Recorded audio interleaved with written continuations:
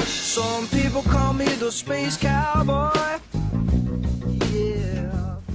Howdy everybody, it's Captain Andy Nolch here, the Space Cowboy, ready to rip it up with you for another Andy's Knowledge Report. Yes, secret closed-door briefings on vital information about Scientology and the world that you need to know. And today I'm looking a bit like Elvis, and I'm feeling a bit like Elvis. And it relates a little bit to the topic of today's Knowledge Report, which is, what is PTS-ness? PTS explained. This is a great video. PTS-ness is a great discovery by L. Ron Hubbard. I mean, I'm pretty sure other people haven't discovered it. Maybe thousands and thousands of years ago or something, and maybe one person in the medical industry might have noticed that people who were sick seem to be connected to people who are evil, and they might have noticed that in their profession, but they didn't make it well known and didn't fully investigate it and study it and work out how to solve it as a problem. So to start off with, I want to explain to you simply what PTS-ness is, and there's a video that the church has made on it, which is a good, simple video, and I'll play that. And there's a Tech Dictionary definition of PTS-ness, and I want to explain what it is. Firstly, PTS stands for potential trouble source, right? And if someone has gone PTS, that means they're in like a PTS condition. It's like catching a cold or becoming a famous race car driver. You're a famous race car driver. You've got a cold, or you're PTS. It's something that you are, you become. Now, it means you're a potential trouble source, right? So it means that you it means exactly that. You're a potential trouble source. You know what I mean? It's like if someone came up to you and said, hey, I'm Joe and I'm PTS, then you'll be a bit like, oh, you know what I mean? Like you'll be a bit concerned that they might cause trouble and problems in the future, right? That's why it's labelled potential trouble source, because when people who are involved with the church were coming in and doing Scientology, they would end up becoming a problem, and then L. Ron Hubbard investigated it and found out that what was going on, that person was actually connected to an evil person, and then he called it PTS. He said that person's PTS, they're a potential trouble source. They have the potential of becoming a problem and trouble. Now, I know about this because I know someone who's gone PTS recently, and they've become a bit of a potential trouble for me, because they're a potential trouble source. Do you see what I mean? And they're starting to cause trouble for other people. So I can see how they're PTS. They're in a PTS condition. So I've been able to observe it and really see it out there in the everyday world, and it's a real thing, and it exists. So what you've got to understand this, you have to understand evil people. The majority of the population is not evil, but there are some people who are pretty much evil. They're not really good, they don't really contribute to society, and to be honest, things in the world would be a lot nicer if we got rid of them. Now, I'm not advocating, because I know people who attack my YouTube channel and criticize me. I said some other comment where I said something about concentration camps and getting rid of a certain amount of people, type of people or whatever, and they were like, oh, how dare he say that, right? And it's just like, no, what's wrong with saying that? I'm not saying we should go around and get all the evil people and put them in a concentration camp and gas them. Okay, I'm not saying we should do that. But to be honest, life here on Earth, if we got all the evil people and just got rid of them, things would be so much better.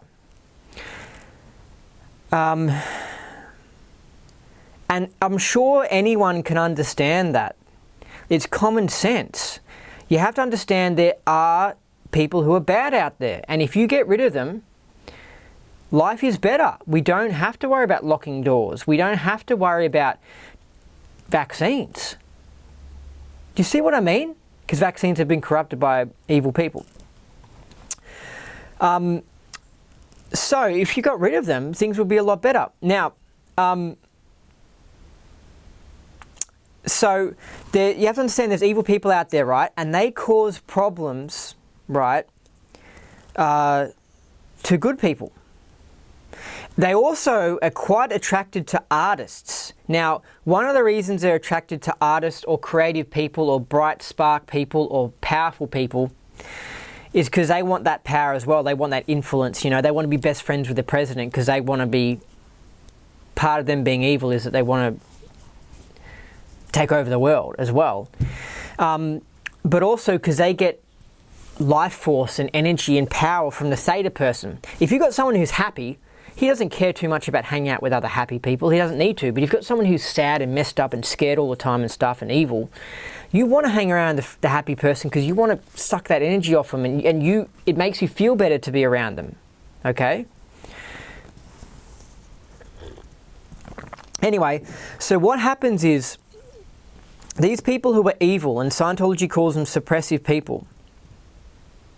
To understand PTSness fully, you need to understand suppressiveness and how certain people are suppressive. They're sociopathic, they're psychopathic, right? They're too gone in the head. They've gone psycho, they've gone through a bad experience in the past, and after that they just hate everyone. They like to attack society and stuff. They got beaten up too much as a kid, or their daddy touched them inappropriately when they were 5 years old, and after that they just hate society and they're messed up, right? And mind you, there are a lot of people out there who have been touched inappropriately by their daddy when they were 5 years old, or Uncle Jim or whatever, and they grow up to be actually good people. So not everyone has to become a victim of like, oh, I was sexually abused and I've got to start becoming evil now as well. I've got to be evil as well. That's literally what happens.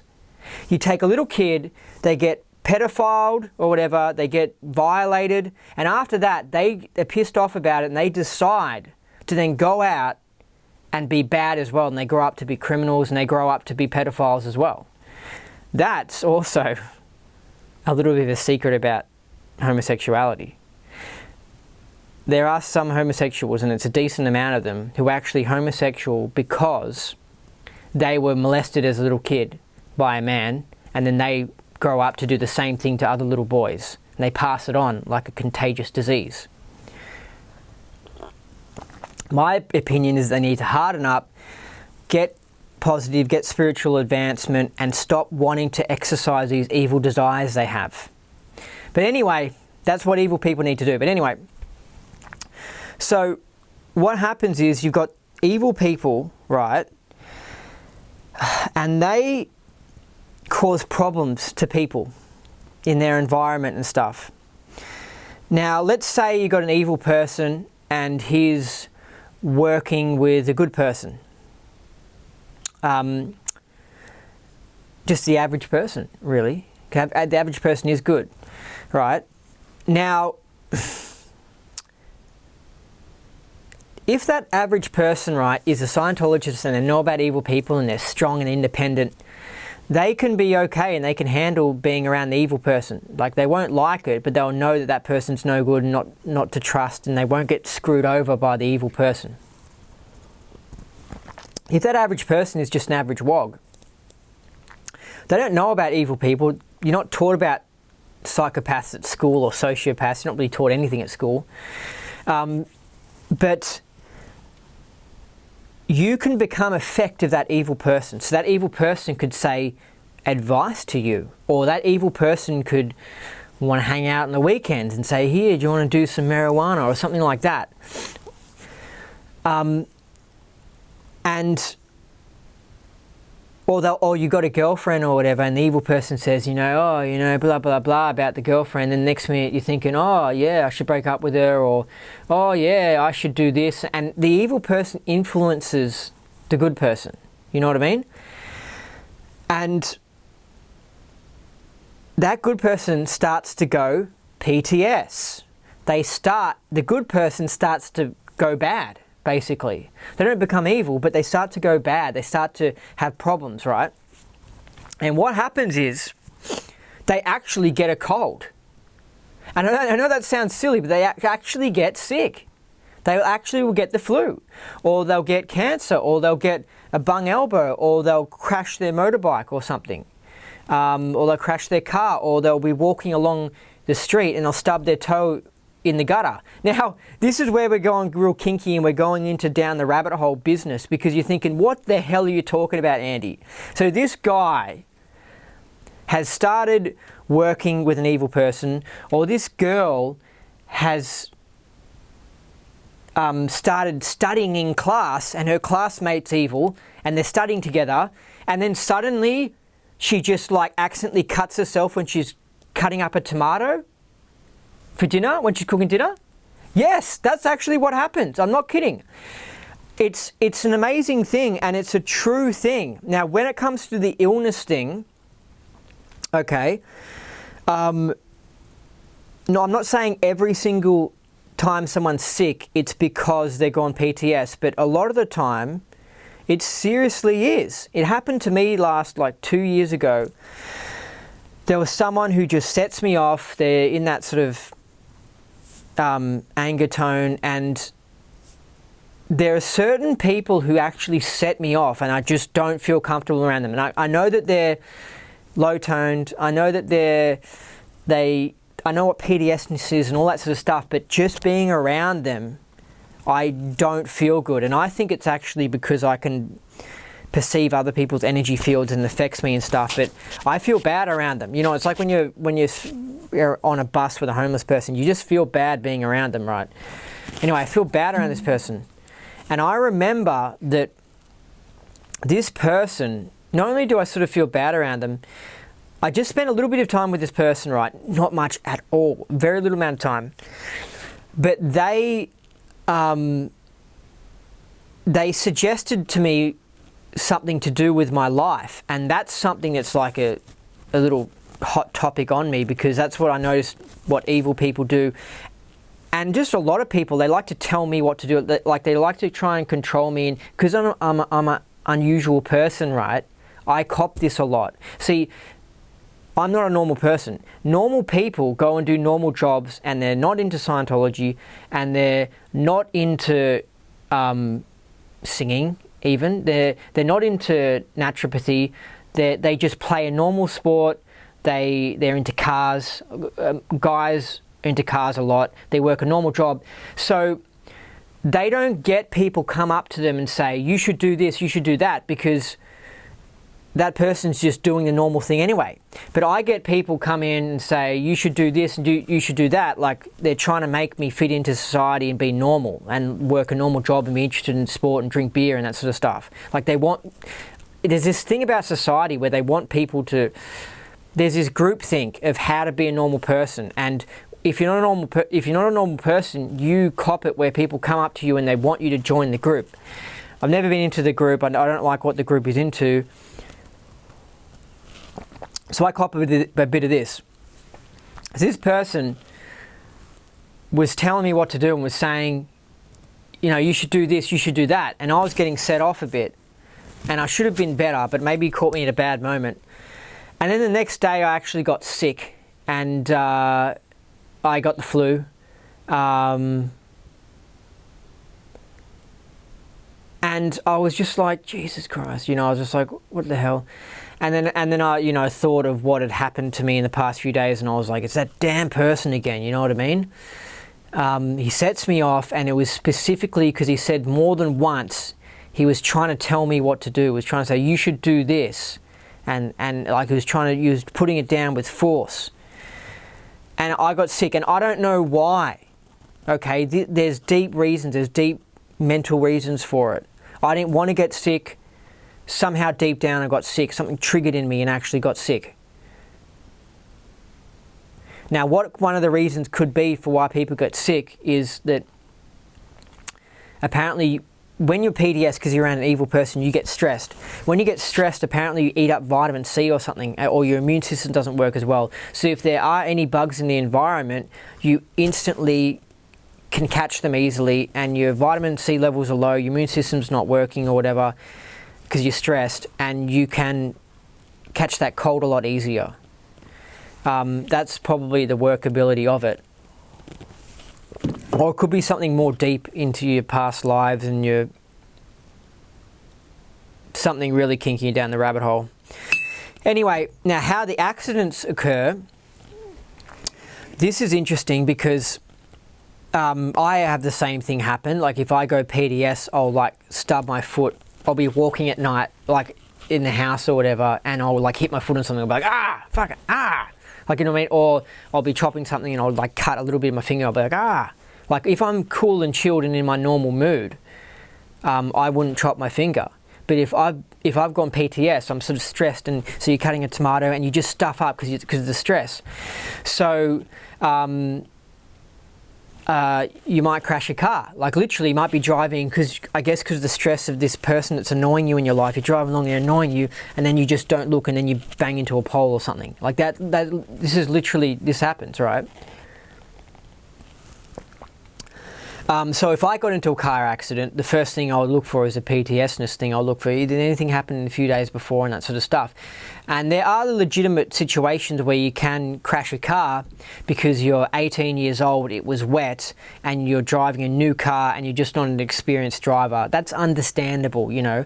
You could crash your skateboard because you're trying to do some crazy trick and it's just an extreme trick, and it was, you know, you're bound to crash trying this crazy trick. But just in general, if you get into sort of accidents, it could be because you're PTS, right? There's another type of accident that's very interesting, right? Really down the rabbit hole. And I get this one. If I go PTS, I'll get like a speeding fine. I'll just have bad luck happen. Right? Because I haven't changed the way I'm driving. I'm driving the same I always do, but somehow I accidentally just went over the speed limit, and by chance the freaking cop is there and I get a damn speeding ticket. That's what happens to me when I'm PTS. I know someone who's PTS at the moment, right? And when he goes PTS, he doesn't get speeding fines. That's not his thing, but for me, that's one of my things. I'll get speeding fines, but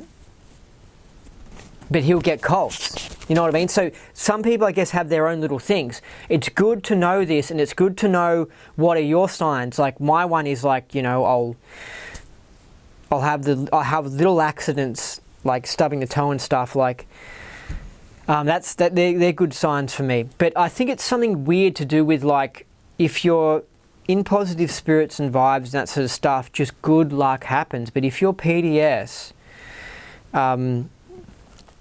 you're not in good vibes, you're not vibrating well, and then just bad luck comes in. But it's actually amazing. Like if I'm not kidding. I'm just going to say, I know you're not going to believe it, you can think I'm ridiculous. But if you're PTS, right, and let's say there's some bit of wood above your head and you're hammering it in or something like that. Firstly, if you're PTS, you're likely to slip and like hit your thumb with the hammer, just to let you know. That's an obvious little accident that I was talking about. But what can happen is that you can be hammering a piece of wood, right? And if you're PTS, you'll be hammering it, and then dust will be going in your face, and you'll be like, "Ugh," and you'll be hammering it, this is so hard, and at the end of it, you'll have this itchy face with dust, right? Now, if you're not PTS, I'm not kidding, you'll go in, you'll put the wood up, and a little bit of dust will come off, then you'll hammer it in, and you'll go done. And you won't get dust in your face. I'm not kidding. It's bizarre. It's like the universe literally gives you bad luck. It's like you're cursed. That's what I'm trying to say. It curses you. I swear to God. I don't know why, but this is what has happened to me with the dust example. I've been around someone where I'm all cool and I'm hammering something, and then someone else comes in and they're PTS and they go to hammer and they just have bad luck happen. They have dust and they go, oh, it's going in my face and blah, blah, blah. And I know, because I'm like, wow, I remember years ago when I was PTS, I was like the same thing. Things were just hard. I'll go to hammer in something and I just had bad luck and I dust or whatever. I'll go to drill something and for some strange reason the drill, the engine of it is blowing dust and it's blowing right in my face. And I'm like this and I'm like drilling in and I'm like, this is so irritating. I have to hold it like this, but this smoke has to go in my face from the machine. And I'm like, what the hell's going on? Right? But when you're not PTS, you go in, you drill it in and the smoke's blowing in that direction, out of your face. Just bizarre. The universe actually changes so that you just have bad luck all the time.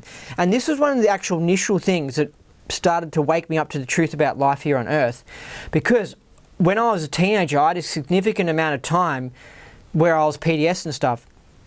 And I noticed that compared to like my friend, I would have more bad luck. And I know maths, I know common sense, and I'm logical, and I know probability. And I was like, this is not making sense. I'm having more bad luck than what mathematically I should be getting. And this person's having more good luck than what they mathematically should be getting. This isn't making sense. And I knew there was something sus going on there. And this is why. It's this PTSness thing. It's some magical bizarreness where you get cursed.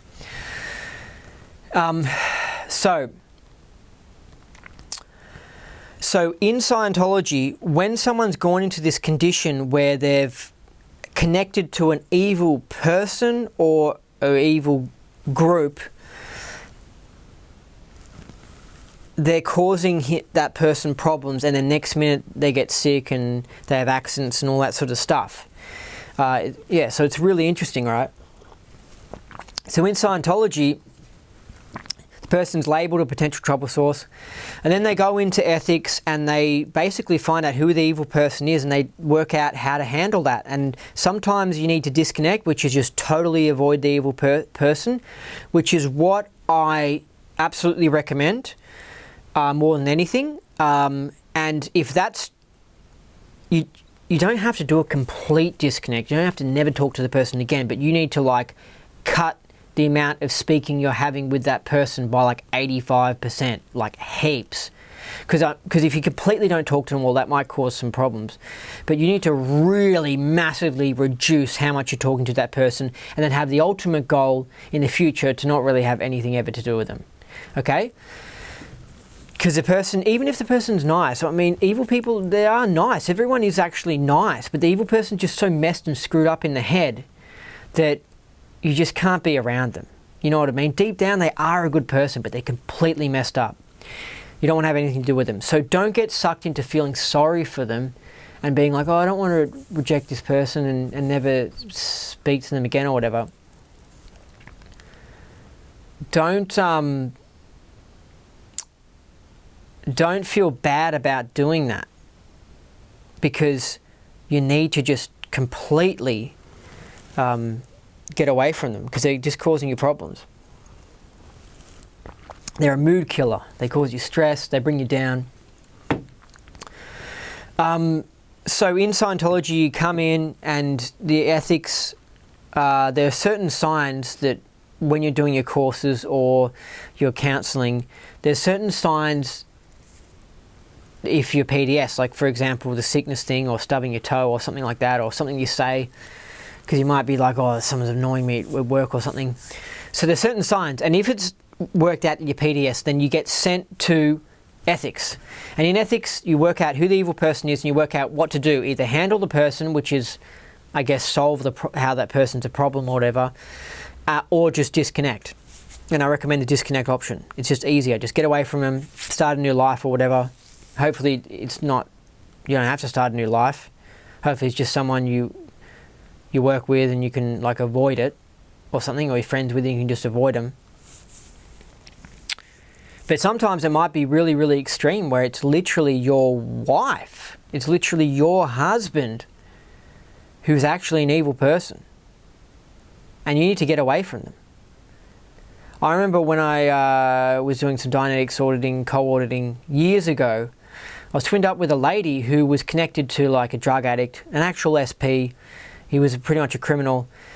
And she'll come in to do a Dianetics auditing, and it was just her whinging about him the whole time and how much he was wrecking her life and how much he was causing stress for her and he was milking off her. And I really felt sorry for her because I was just like, shit, girl, you need to run away because he's going to come after you. You need to actually disconnect. Like, go to another city and do not allow him to know where you are. Because this is a really serious thing. He is ruining you. So she'll come in to do Dianetics and all she'll be doing is crying, complaining about this evil person. So how is she ever supposed to get spiritual gain? How is she ever supposed to improve her IQ? How is she ever supposed to study Scientology if every time she comes in, she's messed up because of this freaking evil guy, right? If you see the evilness that these people cause, you understand what I'm saying. There's nothing wrong with taking to a concentration camp and gassing them. Serious. If you were there sitting, listening to this woman whinging about the pain that this guy was he was probably beating her up as well. I can't remember, but the annoyance that he was causing to this woman, if you heard that, you would agree with me, yeah, if we just got rid of these people in society, things would be much better.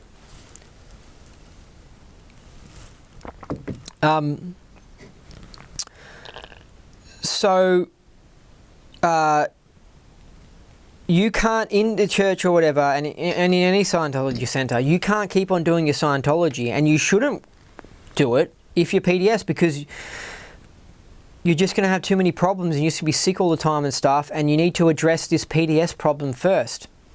So L. Ron Hubbard discovered this, and it's brilliant because you don't have to be a Scientologist and you can use this. Like if you're talking to your wife and she's complaining about someone at work and then next minute she's got a cold, you can start looking into things further and realizing maybe you need to switch jobs, or maybe you need to report that staff member to the boss and get that staff member fired because this person is just disgusting and she's causing you problems, you know.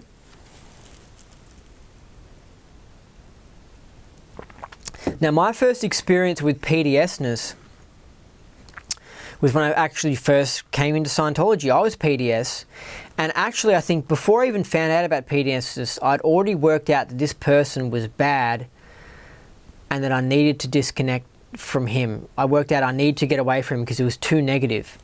So I'd actually already started disconnecting, but when I found out about the PTSness stuff, this is why Scientology was so brilliant when I came across it. I was reading stuff and I was just like, yes, I know, I agree, yeah, this is what I've observed.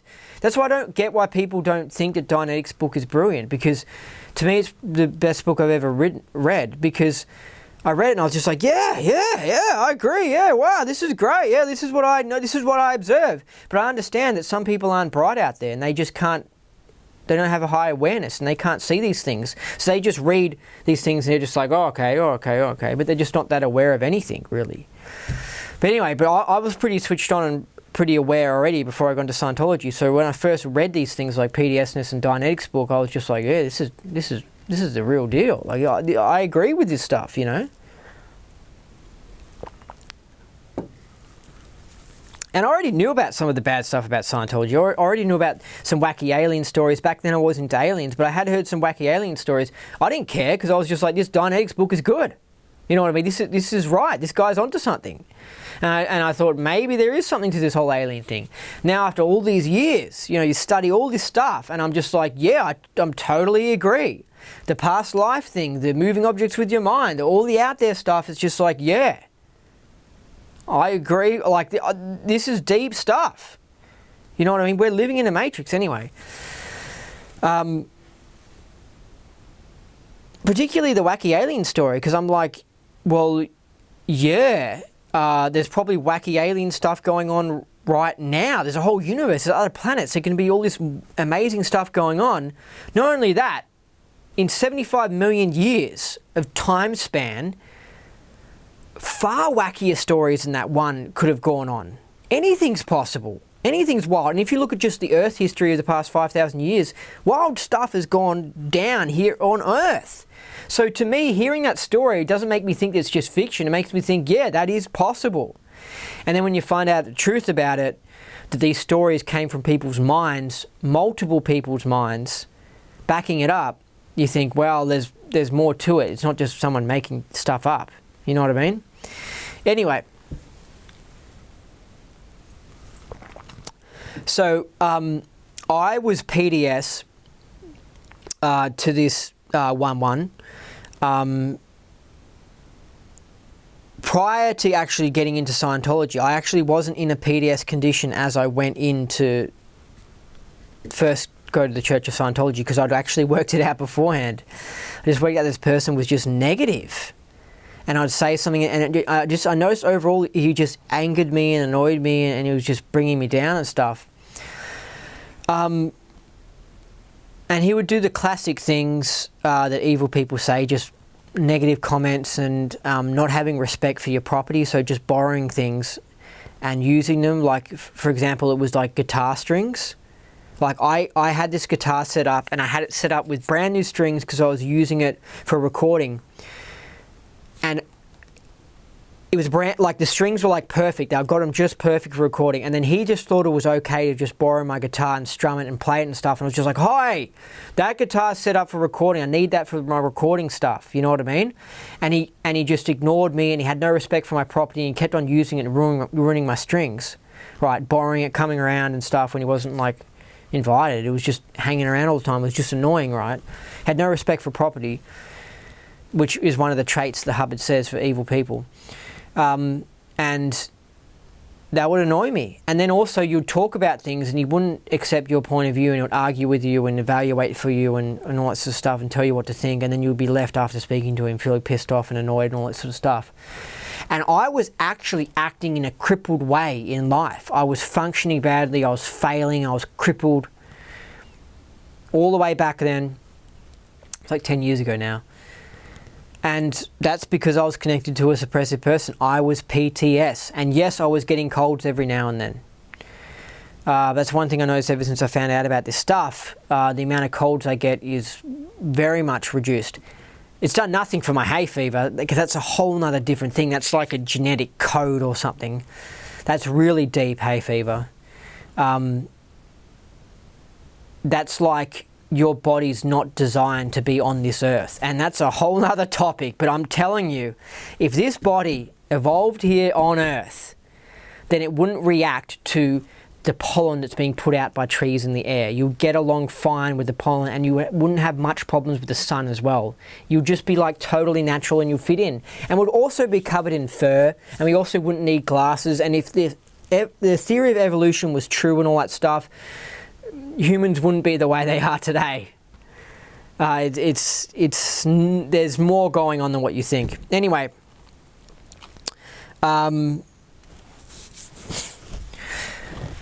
so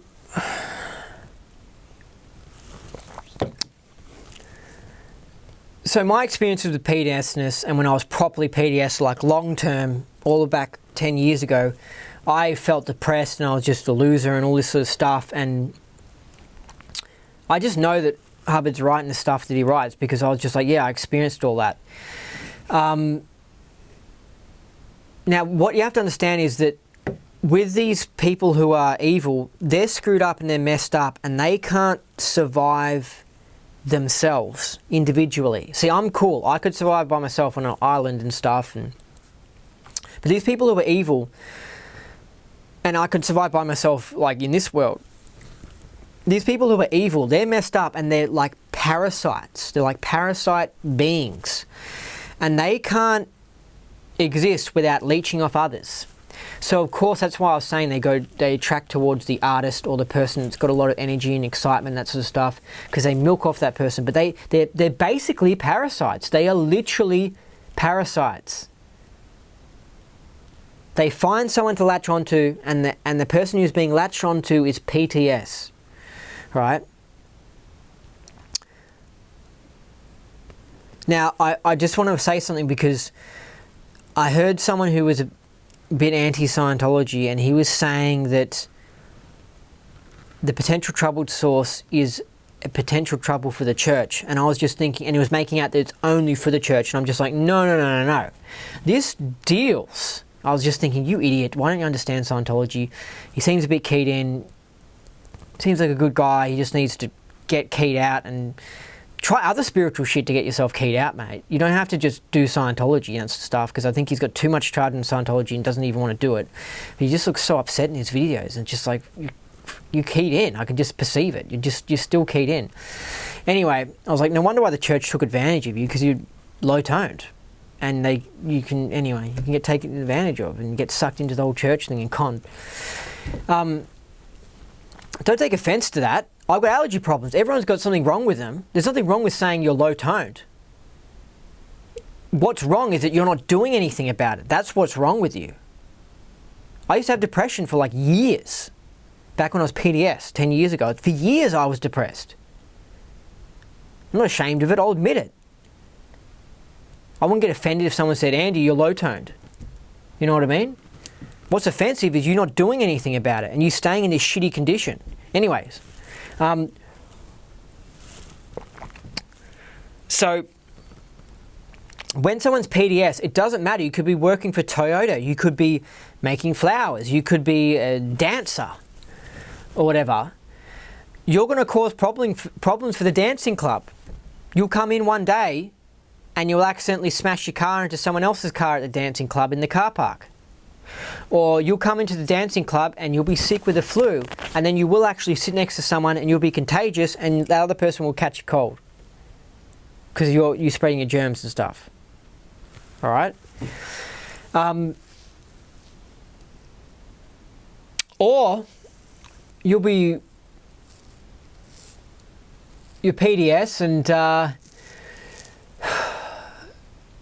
this suppressive person's causing you problems, then next minute you have a divorce. And so, because you think you need to get away from your wife and your kids, and so now you're causing problems for your kids and your wife.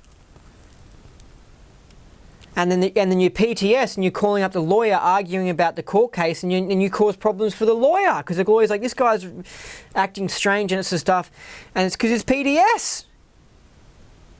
See what I mean? So it's just like you are a potential source of trouble when you're PTS. The evil person is clearly the biggest cause of trouble. But yeah, you're a potential source of trouble. You can cause trouble for anything. You can go into some business and an evil person starts working there, and the boss starts going PTS to this evil staff member, and the evil staff member is shifty and a 1-1. He's clever and he falsifies the stats and he causes problems for the boss, and then next minute the boss is sick, and then next minute the business has gone bankrupt and the whole thing's shut down and everything's stuffed up and everyone's poor and there's no more business anymore. This stuff actually happens, and you can actually see it happen. It really does happen. I'll give you an example of what an evil person will do.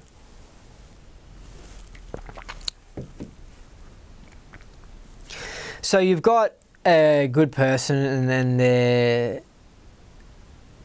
they're the boss, and they've hired this evil person, and they don't know Scientology, they don't know about evil people, so they don't know not to hire them. But they're working with this evil person, and the boss says something like, hey, I want to go to play this awesome computer game this afternoon. So if we get this job done fast, right, I can knock off and go play this cool video game. And the evil person, he can't knock off because he's not the boss. You see what I mean? This evil person has to finish at 5 p.m. because that's the hours that he's signed up for. And he doesn't have his own business and that sort of stuff, so he can't just finish whenever he feels like it. But the boss says, he's like, hey, look, I'll help you with this car in the morning. If we get a lot done, then I can go home early and play this cool video game. I'm excited about it. And the evil guy, he intentionally goes slow and works slow because he's jealous that this guy is going to get to go and play the video game, because he likes video games as well. This is a real example that I'm using, by the way. And so So he intentionally stuffs up at work and he makes things slow. So then come 12 o'clock, the boss wants to leave early and he's like, oh shit, we haven't done much, we haven't done enough, I can't go and play the video game. And the evil guy's like, yeah, sucker, you know what I mean? Screw you. You know, I was jealous that you could have left and played a video game, so I made it so you can't, you know what I mean? So intentionally stuff things up. This is what they actually do. They're sick, perverted freaks, jealous, low-tone, screwed up, aberrated. I feel sorry for them. Their existence is torture. This them existing, but they're just so gone in the head and they're not willing to try things and improve themselves. They're not willing to try Scientology. You know, they're not willing to try this or try that. That's why they're so screwed up. So that's what they will do. They will intentionally do shifty things like that. They'll falsify stats. They'll intentionally stuff things up so that person can't go and play the video game because they're jealous. That person's playing the video game. Do you see how their thinking is and that sort of stuff? Whereas if I signed up for a job, I'll be like, fuck.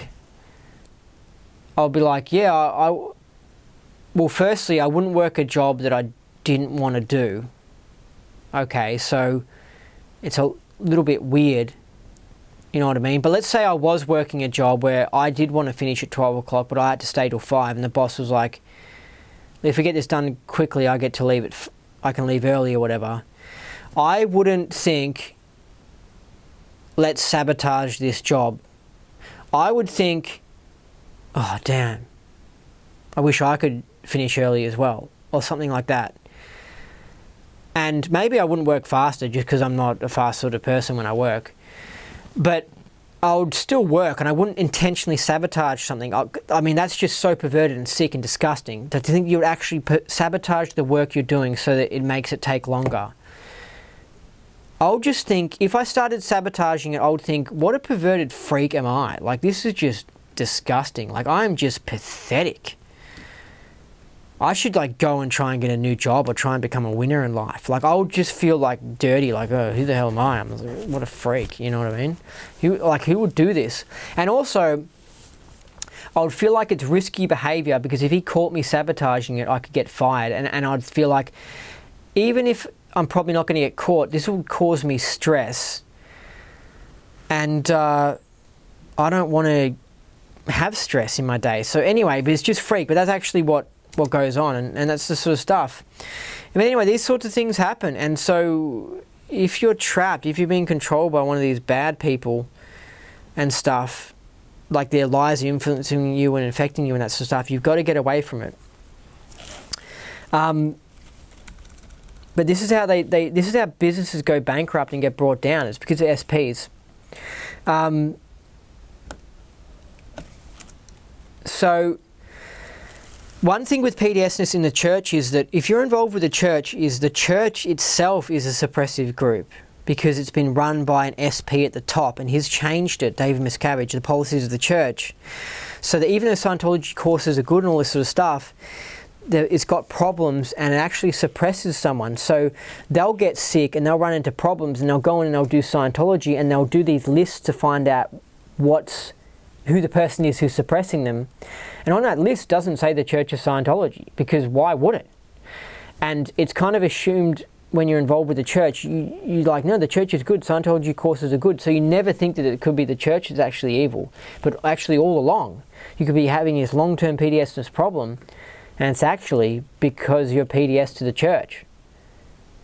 And the church is never going to say that. They're going to go, we're not PTS. David Miscavige is evil leader of the church is going to say, we're never going to admit to being evil. We're not the evil ones. What are you talking about? That's one thing about evil people. They'll never admit to being evil. They'll say, what are you talking about? I'm not evil, blah, blah, blah. And they just deny it.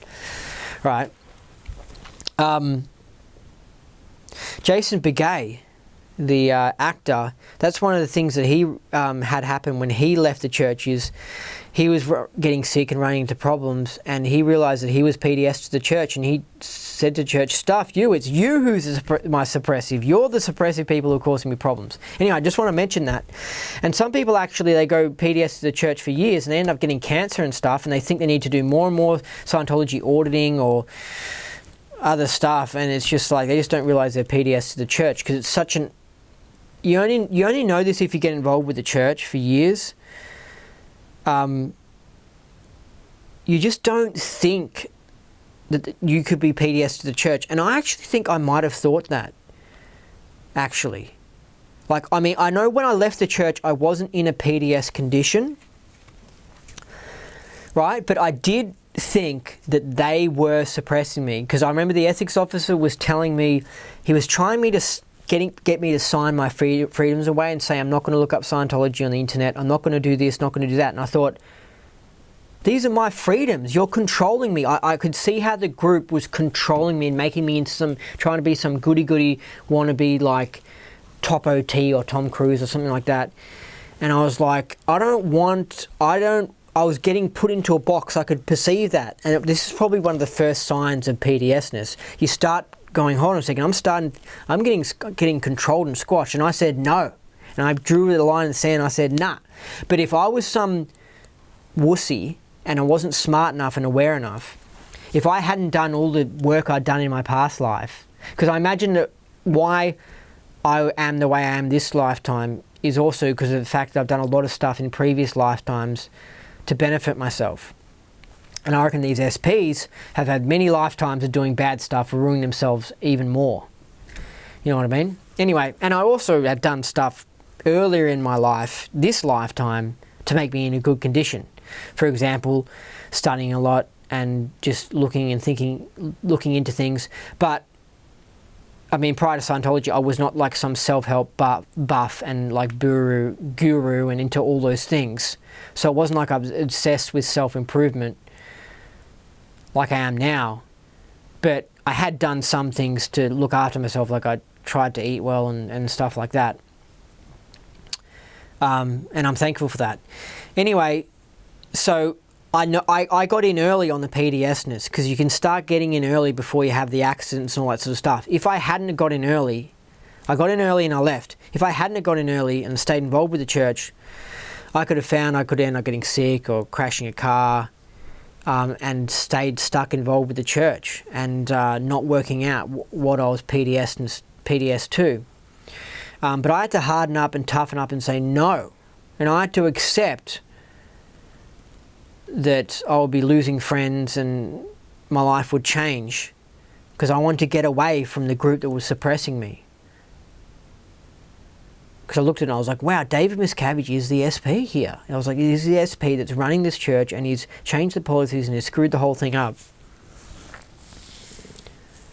And these people here at this church are PTS to the church. I could see it. I was like, now I get it. It all makes sense. It was amazing. Anyway, I got in early. Now, with that whole getting in early thing,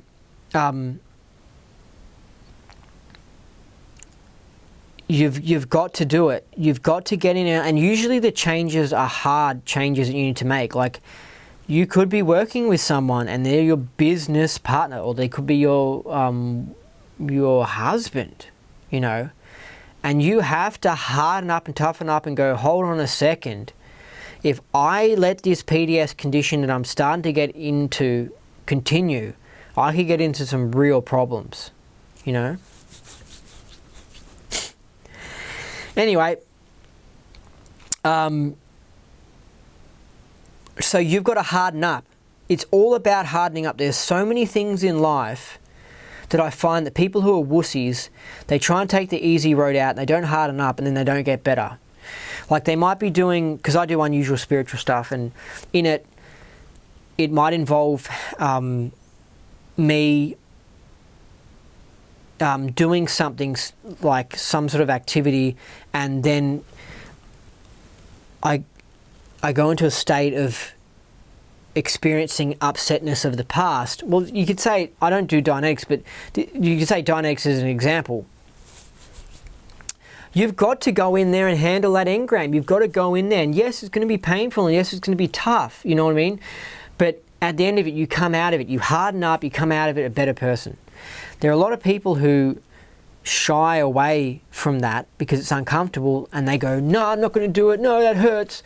I'm not going to sit in that, I'll give you an example with the sauna. I'm not going to sit in that hot sauna and sweat because it's just painful, and I'm not going to do Bikram yoga in a 40-degree room doing these hard poses and stuff because it hurts and it's painful, and they run away after the first time.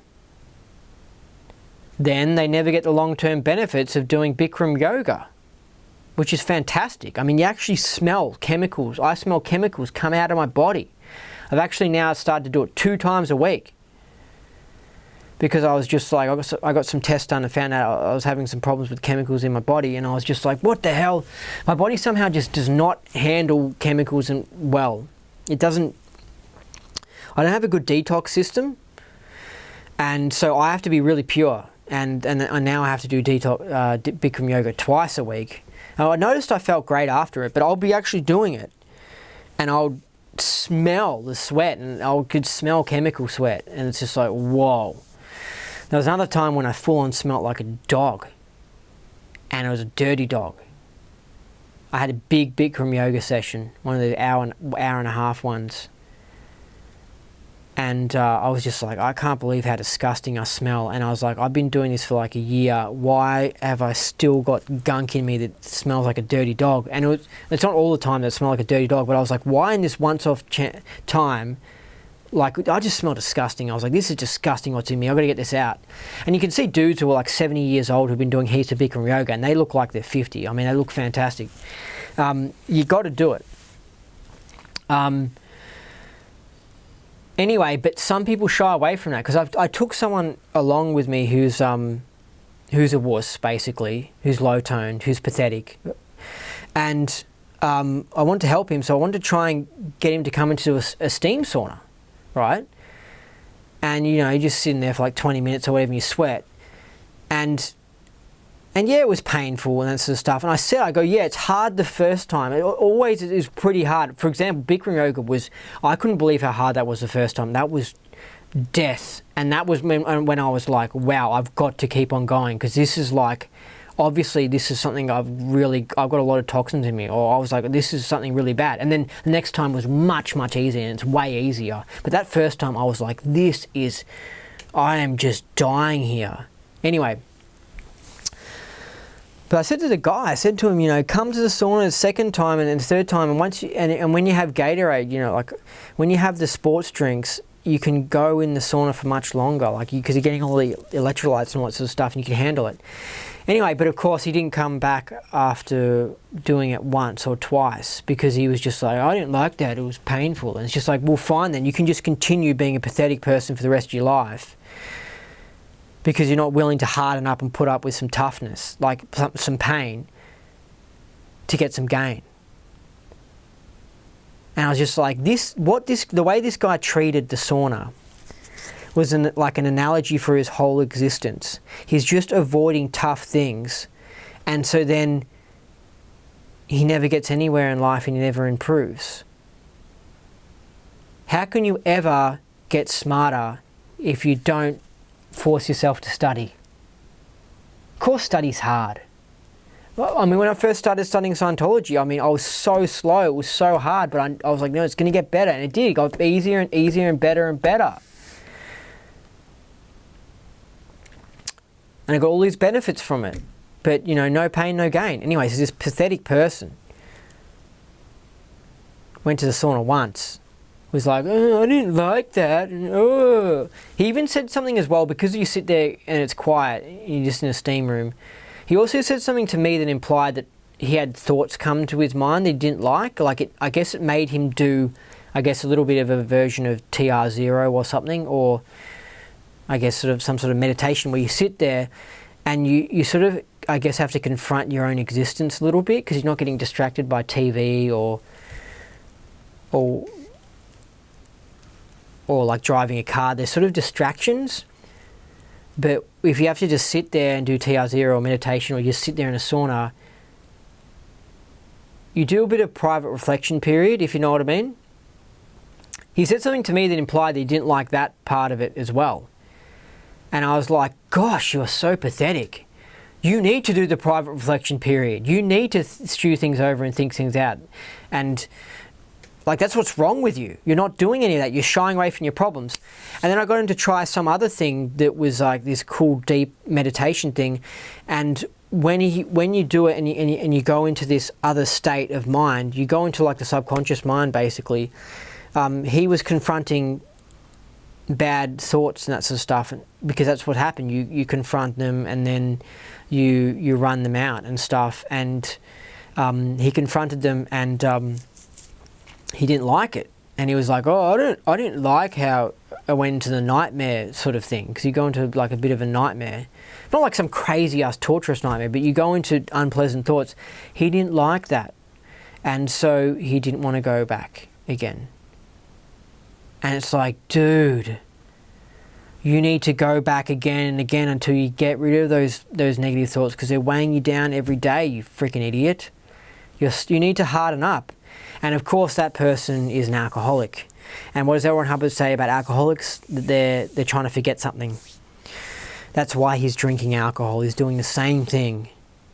He's trying to avoid whatever thoughts are coming up in his mind, whatever bad experiences he had in his past. He's trying to avoid them by having some alcohol, and just have some alcohol, make me feel happy, have my silly water. I've had my silly water, now I've forgotten my past. Yay, I've forgotten my past. No, I don't want to sit in that sauna because my past comes up into my mind and it makes me feel paranoid, and then I don't feel good. But it's just like, yeah, you're an idiot. Just like, you need to confront those bad thoughts. Anyway. I'm being a bit negative, sorry. But this is why people are pathetic, and this is why people become SPs. It's because they go lifetime after lifetime just avoiding doing good things, avoiding confronting tough thing. And I went through it spiritually, an unpleasant experience last night. I was doing something really cool, really interesting. I confronted unpleasant stuff. But I knew it was unpleasant, and I found it interesting as well, because I was like, wow, and I had some amazing realizations and stuff, and I got spiritual benefits from it. But yeah, it was unpleasant. But yeah, you just have to put up with it. Yeah, you have to put up with the fact that when you go into that Bikram room and you do that pose, I wasn't doing Bikram last night, by the way. I was doing something that involves, if you switched on, you'll pick up on what I'm talking about. It's Joe Rogan, but I'll just leave it at that.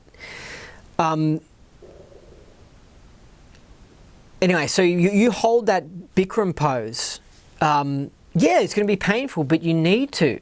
And, do it gently if you have to, but you need to do it. Otherwise, you'll never achieve enlightenment. It's not easy, Buddha lay on like a bed of nails and stuff. Jesus fasted for 40 days. You need to be willing to do these sorts of things. All right, so I've got the Tech Dictionary definition of PTS. But what I'm saying is that these evil people who are sending good guys PTS, who are leeching off them and parasiting off them, like whether it's at work, they're taking the person's business and stuffing it up and taking their income and not actually helping the business. And they're saying lies and they're tricking. Like David Miscavige, for example, is an SP, and he's leached off Scientology. He hasn't contributed to it. He's made it worse. He's leached off L. Ron Hubbard. Even though he was leeching off L. Ron Hubbard when he was alive, but now that he's even gone, because L. Ron Hubbard set up a character and a thing. L. Ron Hubbard's like this fictitious sort of brand. He's leeching off it. And he's slowly killing it in the ground. He's sent the church PTS, and all the church members are PTS to him, to a certain degree. And because, by the way, because we're in a corrupt modern world, things are getting better, by the way. The Enlightenment's definitely happening. And my intention is causing it as well, because I'm God. And everyone is God. Don't forget that. Your considerations, your intentions are cause, and you just have to consider it, and you just have to expect it, and the mass awakening will happen, and it is happening anyway. I've already got physical universe evidence. I don't need that anyway. I've also got intention, and I'm also in touch with how I am God, and I can create a reality, and it's easy to change a matrix like that. I can change this, and it requires just as much effort as changing the whole world from going into some crazy, corrupted 1984. Anyway, what was I saying? So something about PTSness. Yeah, so in this corrupt modern society, more and more people, because these SPs have done stuff like corrupted the vaccines and have corrupted education, more and more people are moving into being evil, because evil is contagious. I swear to God, it's contagious, and more people move into the PTS condition, and then from the PTS condition, long term, they actually move into them becoming evil. Seriously. So things are worse, much worse than compared to in the 50s, you know, because there's more and more people who are PTS, and when someone's PTS, they cause problems and accidents, and they do a bad job at teaching, and they do a bad job at building, and it wrecks our society. We don't want people PTSness. We don't want people PTS. We don't want people evil. And it's become more and more popular in recent times. Because, like, basically, I believe you can be PTS to the New World Order. Basically, I mean, look at Alex Jones, for example. If he's been sick recently, or if he's had some accident recently, you'll find he's pretty much PTS to the New World Order. He will have someone to do with the New World Order that's trying to suppress him, or some group that's connected to the New World Order that's trying to attack his business and take him off air or something like that. And he'll be PTS to the New World Order. So yeah. Anyway, here's a definition of PTS. PTS means potential trouble source, which itself means a person connected to a suppressive person. All sick persons are PTS. All PCs who roller coaster regularly lose gains are PTS. Suppressive persons are themselves PTS to themselves. That's deep. An evil person is evil to themselves. They're causing them their own problems. They sabotage themselves. And if you observe the actions of insane people and these evil people, you will look at them and you'll see how they mess things up for themselves, and they're just a wreck of a person. So they're PTS to themselves. I know he says all sick persons are PTS. I guess that's maybe what you define as what's causing the sickness, because if you caught Lyme disease, for example, that disease is suppressing you, so you're technically PTS to Lyme disease. You know what I mean? Like, it's like, where do you draw the line? But I have read something else, or I have heard of something else where L. Ron Hubbard sort of implies that he's not saying every single time someone's sick, it means that they're PTS. Okay? Also, L. Ron Hubbard says there's no absolutes. So that's something you got to keep in mind. But he does say here, all sick persons are PTS. Anyway, number 2 is the manifestation of a postulate counterpostulate. Oh, that's great. Yeah. So that's what I noticed with PTSness with me, is that I'll have a postulate and then some SP will come in with counterpostulate, and then I'll go PTS. And I'll get sick. They have a postulate against my postulate. Number 3, environmental menace that keeps something continuously keyed in. This can be a constant recurring somatic, a continual recurring pressure, or a mass. The menace in the environment is not imaginary in such extreme cases. Well, I'll read that again. PTS. Environmental menace that keeps something continuously keyed in. This can be a constant recurring somatic, a continual recurring pressure, or a mass. The menace in the environment is not imaginary in such extreme cases.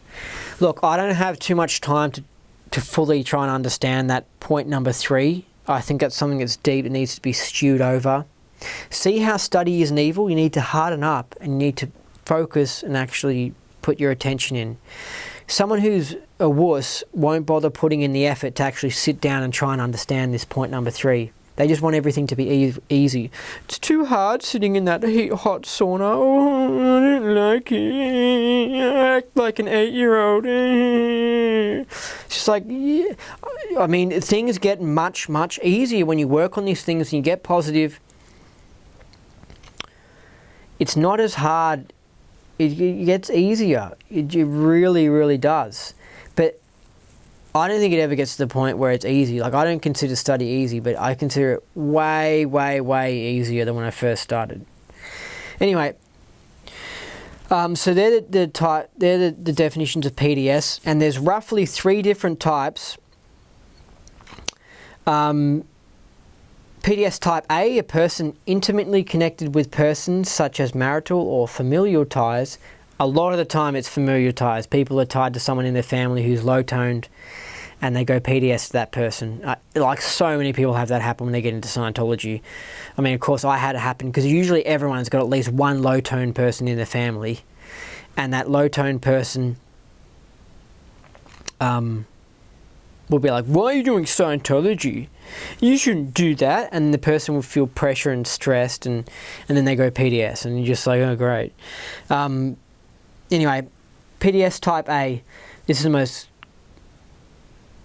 well, actually, it's interesting because I didn't know there's PTS type A and there's PTS type 1. Anyway, PTS type A and type 1 seem to be the most common, definitely. Anyway, PTS type A, a person intimately connected with persons such as marital or familial ties, of known antagonism to mental or spiritual treatment or Scientology.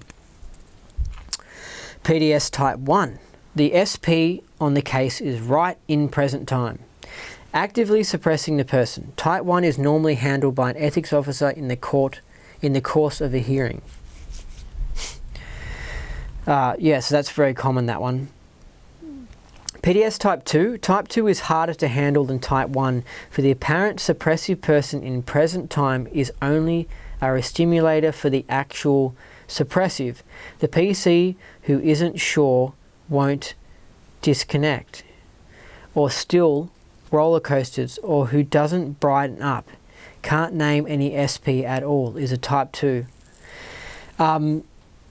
This one's interesting. I heard some story of someone who actually had gone, it's really out there, but actually gone PTS to a person who died. So the SP was a person who died, and literally as a spirit, this spirit was suppressing this person. I don't know if that's the right example here. I don't have the time to think too deeply with this because I'm making a video and it's already gone way too long. But what I'm saying is that you can go PTS to ghosts. Well, that's what I heard from this person. I haven't looked too much into it, but you can go PTS to Thetans that aren't even alive anymore. And that, I guess you could say, is like demonic possession. I mean, or having a house haunted. I mean, people move out of houses because their houses are actually haunted. You can go PTS to a ghost. I heard of someone, and this is from a very good source. I know it's not made up. I know it's the truth. The house was haunted and lights were turning on and off and things were crazy and the vibes of the house were going wild, and I think a ghost had been seen in the house. It was definitely haunted. And the person in that house, I don't know if they went PTS, but I imagine it's possible, because it was long term, they could have got sick and they could have gone PTS to the ghost. So it's totally possible to go PTS to a ghost. Anyway,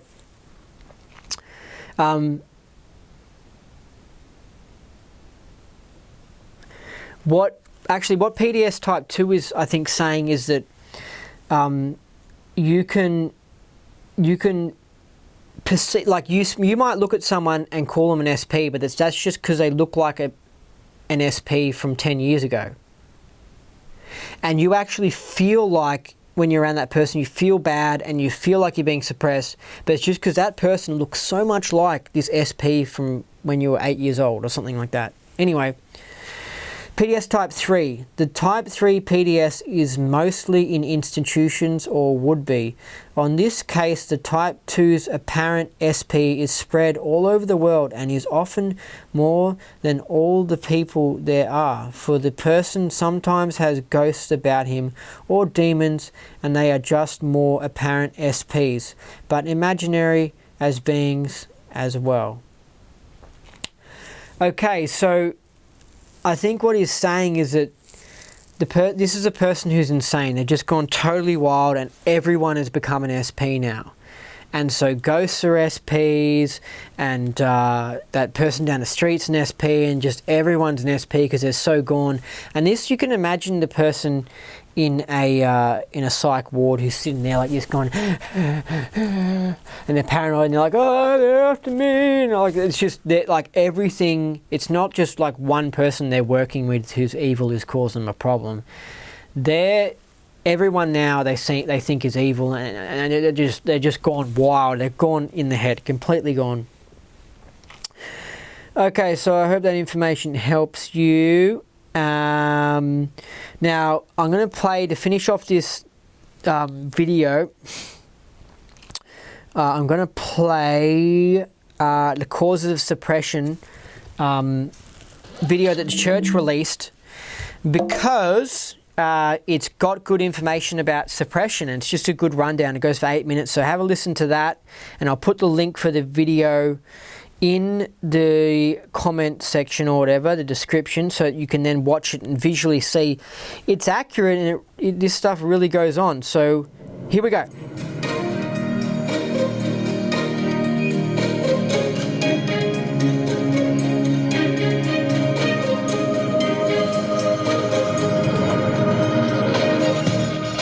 Why does someone who is doing well in life suddenly worsen or begin to fail?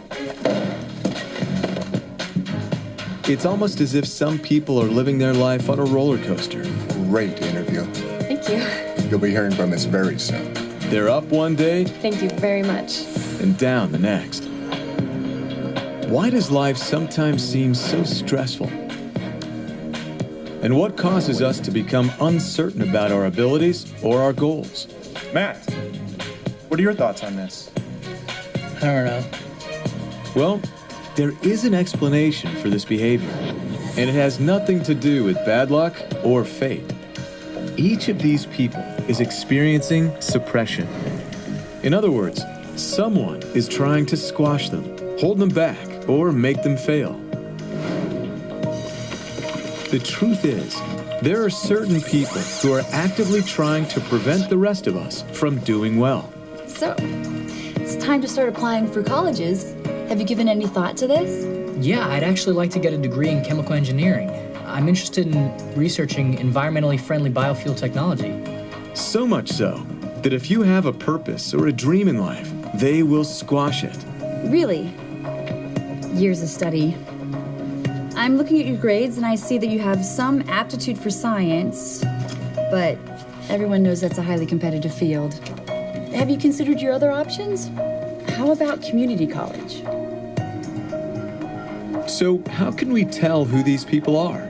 Okay, so this SP in this situation basically shut the guy down. And you might wonder why this SP does this.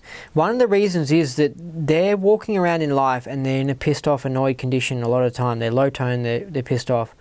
And one of the things that they get a little enjoy and thrill out of is hurting people's feelings. And if she looked at the guy's face and said, F you, and slapped it in the face, then she could get fired from work, or the police could get caught, and it will cause her problems. So what she gets a little bit, the way she can get a thrill out of what she's doing is she has to sneakily say an attacking comment to her. So she's in her head smiling, thinking, oh, this is awesome. Yeah, I loved shutting that guy down. Yeah, that was really good. Yeah. And she probably, when it comes to sex, she probably is into, like, I'm not kidding, into like sadomasochistic stuff. Like, seriously.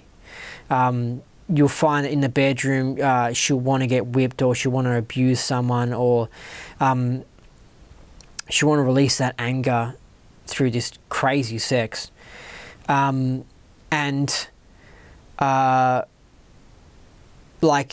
what I'm trying to say is, in everyday life, she'll go around and she'll make those comments putting people down and stuff because people annoy her. And that's because of her case, right?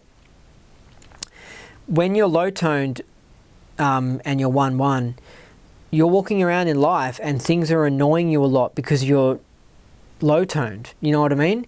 And so this guy who walked in and said he wants to study chemical engineering, he's done stuff yesterday that annoyed her, that irritated her, so now she's getting a bit of revenge. She's thinking, this guy in the workplace office started talking to me about football, and I'm not into football, and that irritated me, that conversation.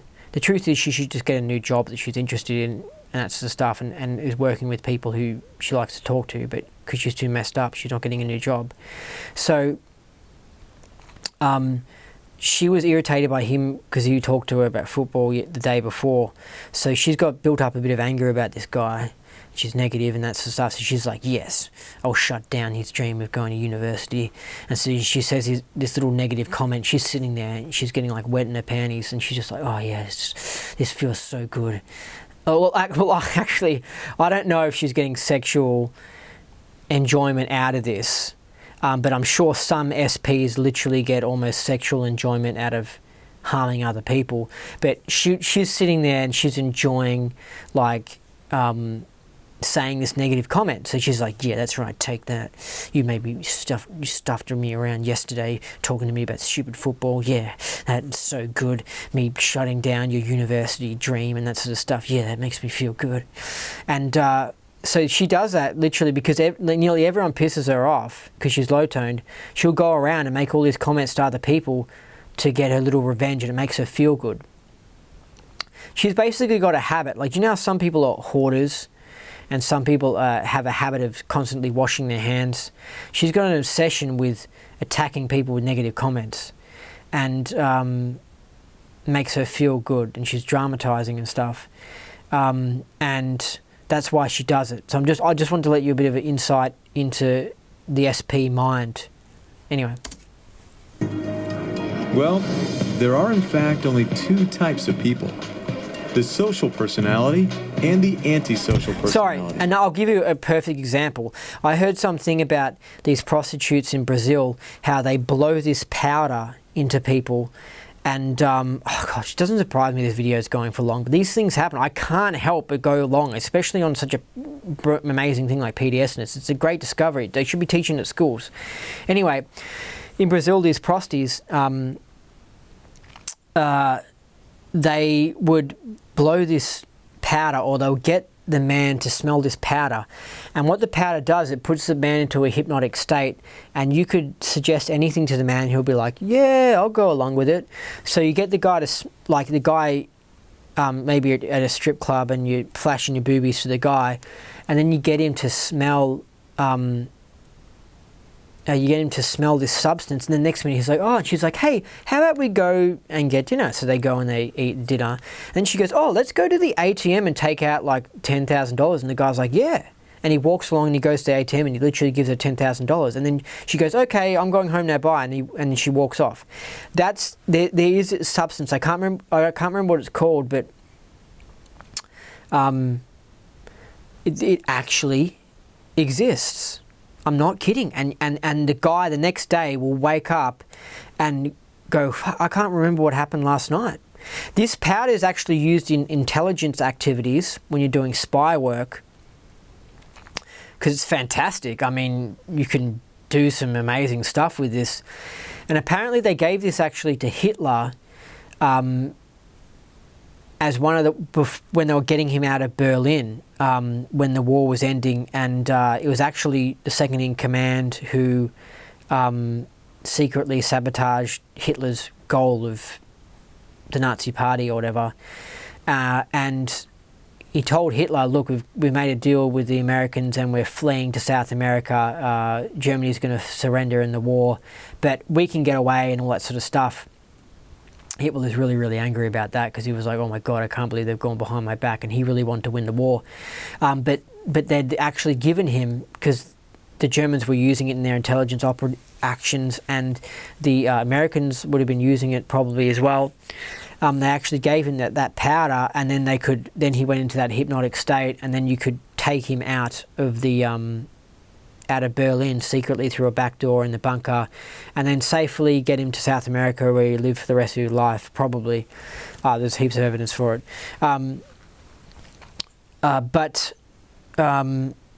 So Anyway, so with this prostitute, I remember she was talking in some interview, she was saying why she steals the men's money and uses this hypnotic powder or whatever.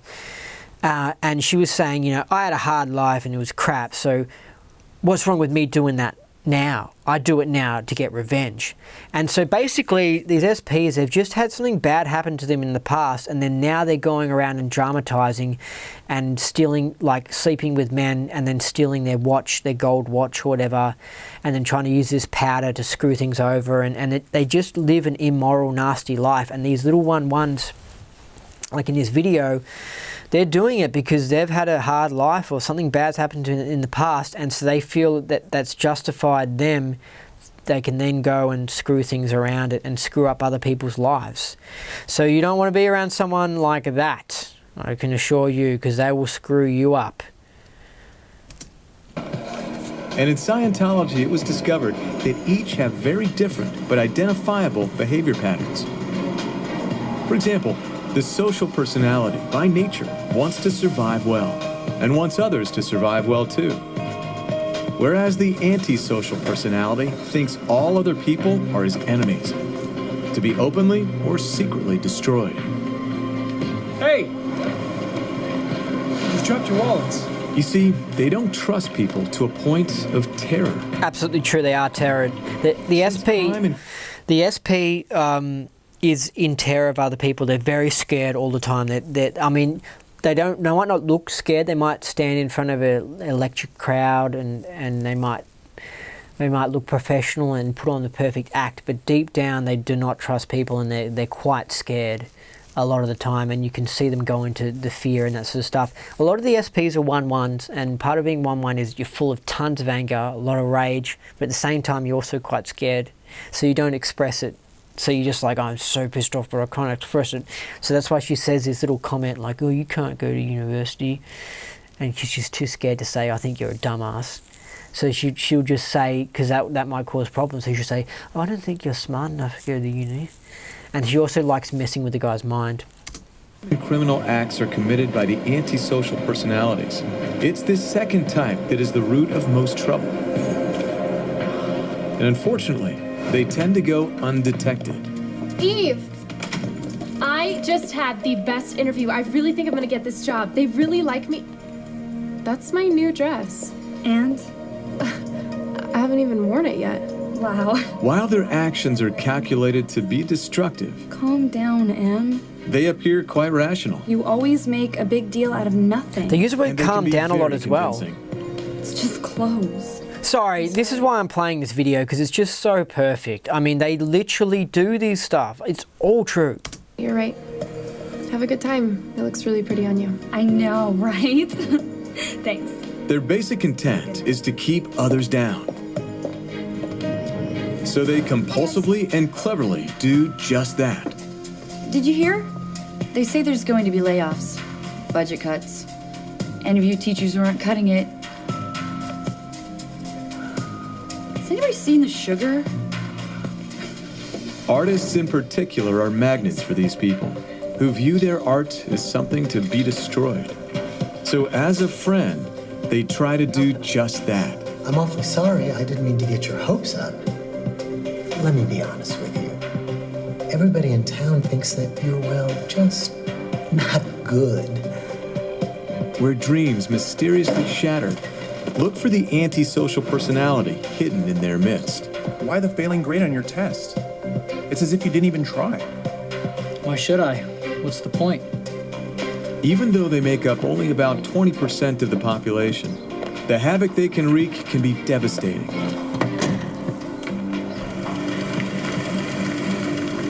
It would save us all a lot of failure and heartbreak if we could detect who these people are. Fortunately, in Scientology... Sorry, I just have to say, because this is just so deep. This is one of the things I learned in the first year of Scientology. I mean, it was just so brilliant. It just said, you know, there are evil people out there, and this is what they do. And this is how you can detect them. And I found that so beneficial. I just thought, this is fantastic information. And it's just not taught at school, but it so should be. it's such an important thing. You don't realize that there are these frothing, disgusting, evil thingos that share the world with us, and they cause the problems. Because they like to try and hide themselves. And you think there's a lot less of them, but there's more of them than what you think. And you don't realize how evil they are, but they're out there. It was discovered that these people can be detected simply by examining their conduct. You see, there are actually distinct characteristics that all antisocial personalities have in common. Absolutely. And these same characteristics, reversed, will be found in a social personality.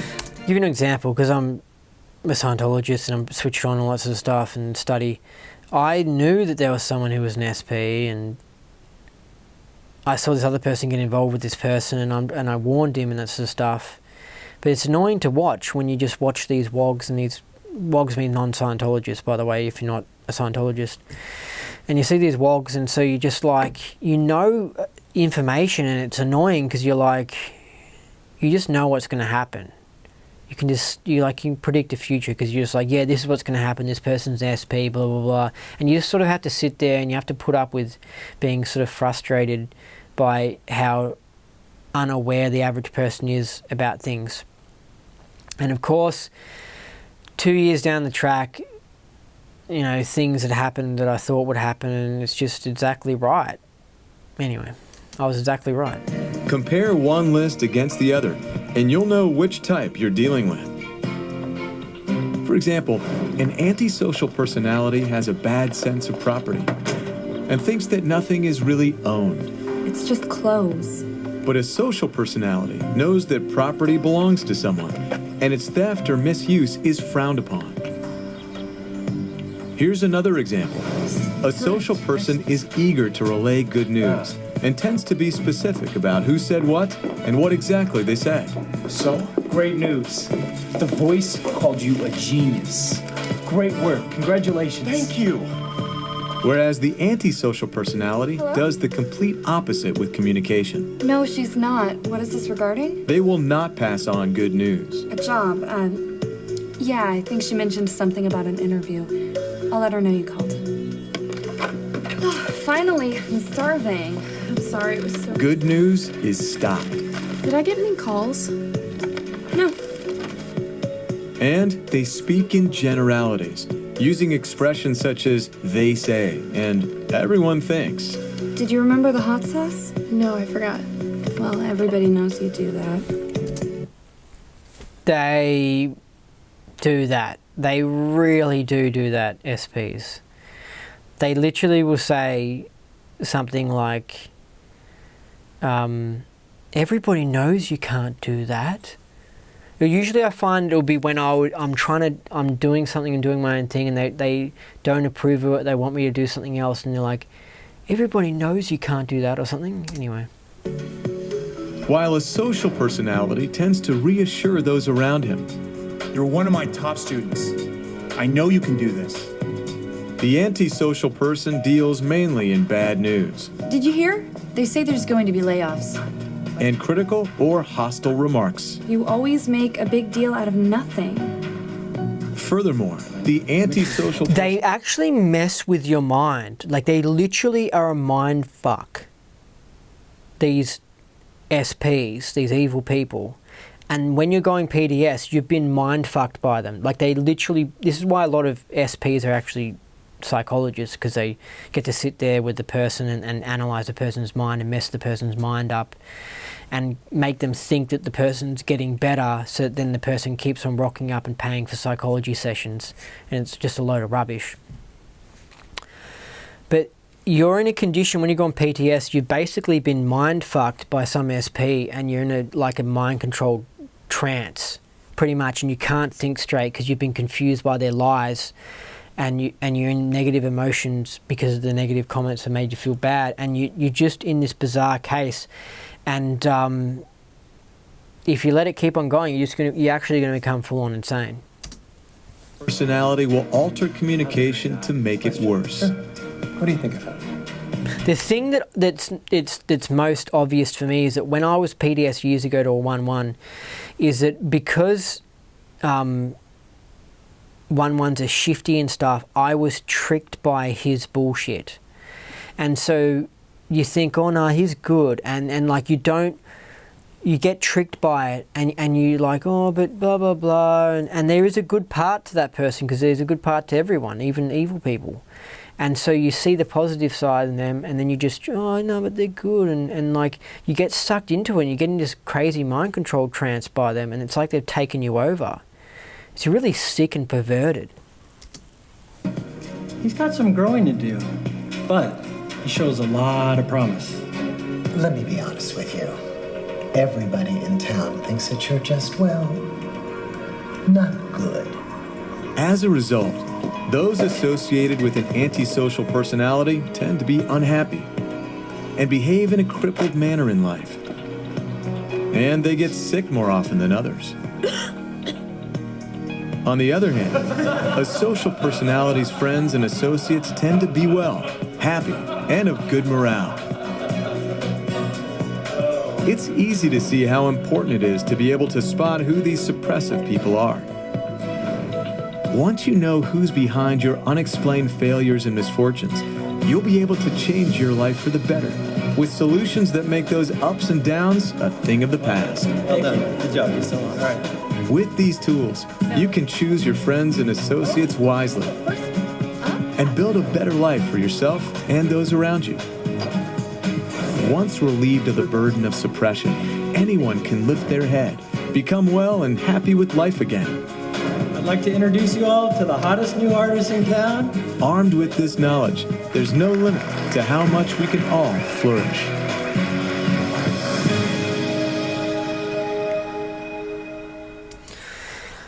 One really interesting thing about these SPs is that they, when they do see groups of people happy getting together and being positive, it does actually make them feel sick, because they view everyone in this state of terror, and they view everyone as being evil and bad, and that's why they suppress people and stuff. And so when they see people happy and getting together and winning and being strong and living well, it literally makes them feel bad and scared, and they're like, oh my god, I've got to suppress this person because these people are going to come and get me, and like, it's just interesting. Anyway, that's it for this episode of Andy's Knowledge Report. Thanks for listening. I've been your host, Andy Nolch, the Space Cowboy. You have been listening to another Knowledge Report all about PTSness.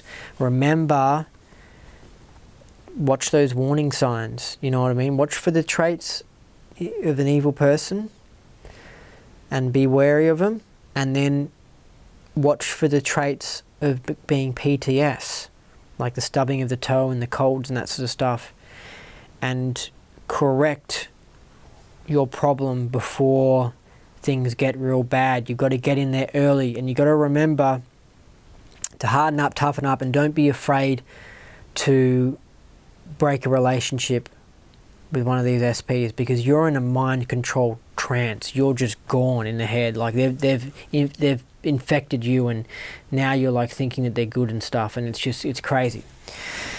Anyway, thanks for listening. Remember, nothing is impossible.